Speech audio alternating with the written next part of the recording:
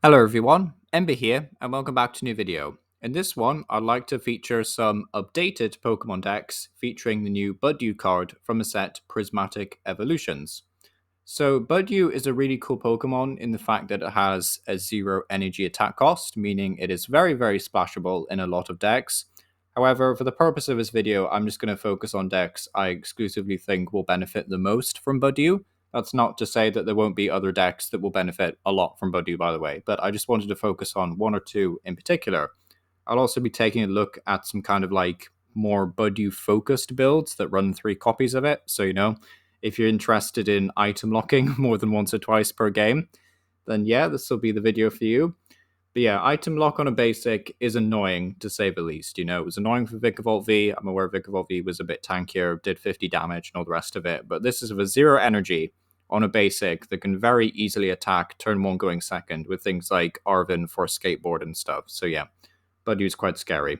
So it does shut down big turn 2 plays like Rare Candy and Ultra Ball, but also just any items really. So Switch, Earthen Vessel, Energy Retrieval, anything like that, shuts them all down. Nest Ball is another big one. So yeah, very annoying. Also, it might struggle as a 30 HP Pokemon. You sneeze on this thing and it's going to get blown away. It's a 30 HP Pokemon. It's Magikarp territory. It's that bad. And you also kind of need to open with it, really. So if you don't open with it, then you have to like Arven or Nespal for it. And provided that your active Pokemon doesn't have a ridiculously high retreat cost, aka more than 1 these days, you can easily, just discard 1 energy, pay the retreat cost, and get Budew into play. Especially in grass decks that already play things like Bug Catcher set and things, or even just Poffin, really, a Nespal. But yeah, very easy to get out, to be honest, and quite a scary card.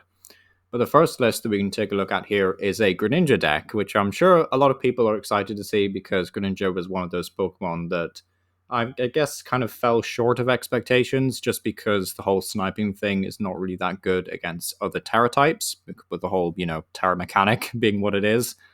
However, with Manaphy rotating next, I believe April it is, then decks like Greninja and maybe even Garchomp might have a chance to shine more, even like Hydreigon, for example. So I do have more faith in spread decks moving into the new year.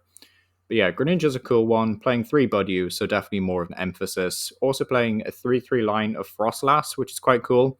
You can also bling this deck out quite easily with art rares if that's what you're interested in.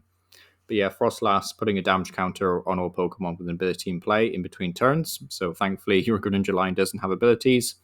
But yeah, just to kind of get some like extra tick damage in there because Budew's not doing a lot of damage. Greninja can like do 170 for 1 energy, but aside from that, it's more just the spread damage that's appealing. So Frostlass is in there to help. Also got Monkey Dory. Even Mawile, which is interesting. I don't think Mawile will survive the rotation, but I'll have to double check that. It might be a Scarlet and Violet card actually, but I will have to double check and I'll leave it in the comments if Mawile survives rotation. But interesting choice nevertheless. One thing I will say about this list, which I find quite strange, is that there's 2 copies of Drayton in this list for some reason, and there's like no Arven or no just regular Switch. To be honest, I think it is worth it just to play regular switches. Like you play 2 Water Energy, 2 Double Turbo, 3 Basic Dark Energy. Like I would absolutely just run some switches so you can Irida for a switch and then get Budew rolling that bit easier. Also, Greninja might not be safe post-rotation just because we haven't had direct confirmation that we're getting another double colorless style energy. But the thing is, we got one in Sword and Shield, we got one in Scarlet and Violet. Well, late Sword and Shield, we got a second one actually, we got double turbo. But yeah, I think we will get another double colorless style energy sometime soon. So yeah, we're kind of overdue one at this point. But yeah, definitely a very cool deck and looking forward to playing this on the ladder. Then we have another Frostlass build, but this one is exclusively single prize. So if you're interested in that, you find that quite appealing. Also running a 3/3 line Frostlass. It's more or less a very similar build actually to the one we just looked at, but more of a focus on Monkey Dory.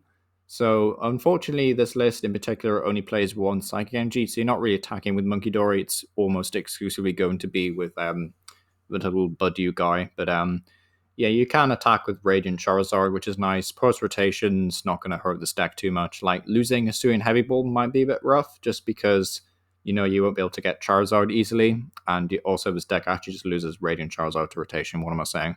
But yeah, okay, that was a bit of a flop in my part. Yeah. Okay, so this deck is not rotation proof in the slightest. You might want to remove Radiant Zard for Blood Moon or Salona EX, I guess. That's like the next best substitute, really. But won't be single price at that point. But Blood Moon or Salona's not that expensive either. But yeah, kind of cool. But yeah, just another fun rogue deck that I'd be interested in giving a go on the ladder for sure when the set drops. Just seems like a blast to play, really.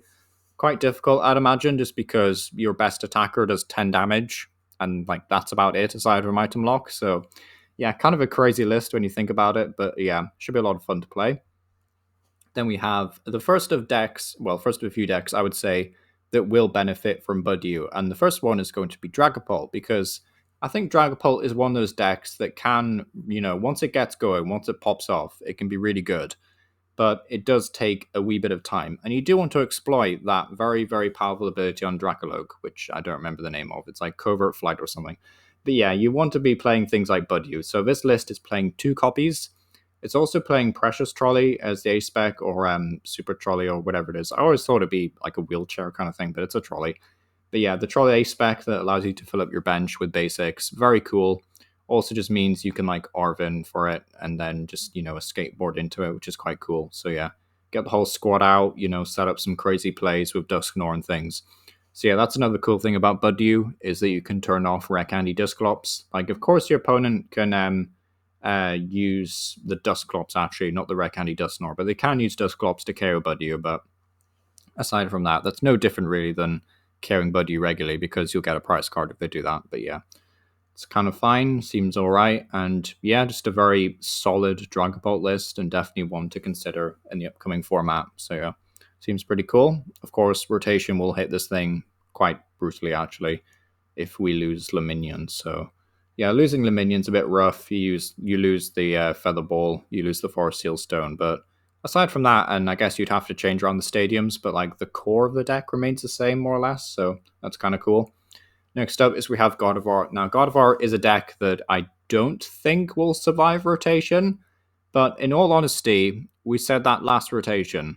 Well, most people did anyway, and then Gardevoir survived rotation and became like an S tier deck. So, like maybe Gardevoir will survive this rotation. People will try and find a way to make Gardevoir work. It's a very popular Pokemon, but yeah, Curlia being lost to rotation is pretty rough, but you will still be able to run this list and expand it, or leading up to rotation. And, I'm saying it's like rotations a week after the set drops. It's not, we've got months until rotation, but it's still, if you're thinking long term for Budew decks, then it's just something to consider really in the long run. So yeah, still a cool list though, and definitely a fun upgrade to Gardevoir decks and players who are looking to make Gardevoir work. But yeah, this last list, which is the last list? Yes, is the last list, is an Hisuian Samurott list. I know Hisuian Samurott is definitely not the best V-Star in the format, but I just thought this would be fun to take a look at here. Like, Hisuian Samurott is my favorite V-Star, so there's definitely a bit of bias here as well. But yeah, if you don't know what this card does, once your turn, you may place 4 damage counters on one of your opponent's Pokemon as your V-Star power, which just so happens to be enough to KO Budew, actually. So that's kind of cool. But yeah, for the main appeal of Hisuian Samurott is its attack, which for 2 Dark Energy does 110 damage.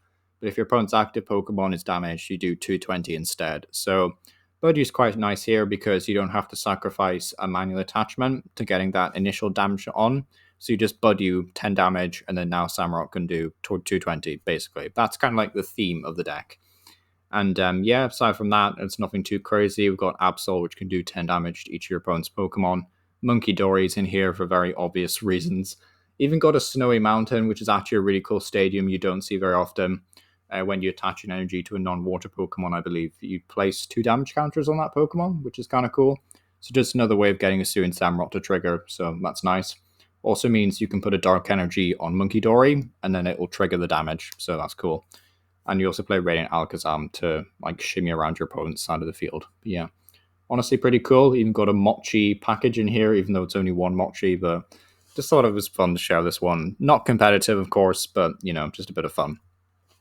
But yeah, thank you for watching. Let me know what you think about Budew down below. Are you looking forward to playing against this or using this online? And yeah, thank you for watching.